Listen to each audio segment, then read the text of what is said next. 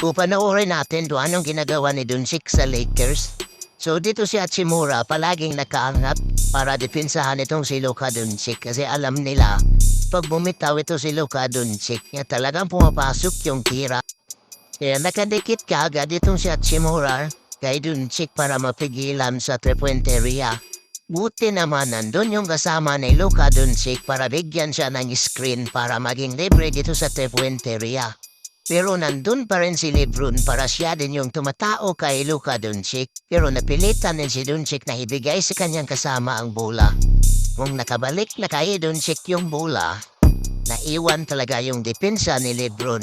Naging easy 3 points.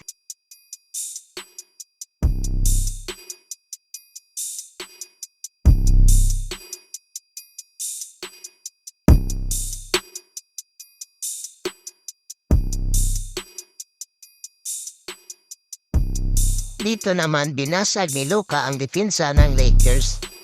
Naiwan kasi yung tao dito sa labas kaya binalik ni Luka yung bola dito sa labas. Buti naman hindi pumasok yung 3 points na yon.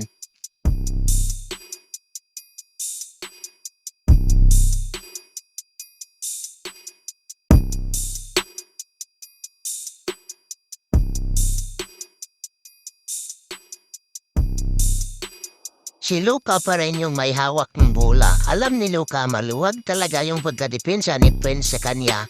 Kaya pumasok na lang sa ilalim si Luka para kumunikta ng foul.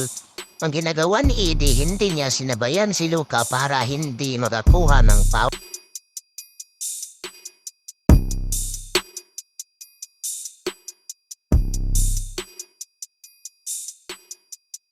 Dito naman hinayaan na lang ni Luka si Hardaway Jr. na gumagawa ng sarili niyang puntos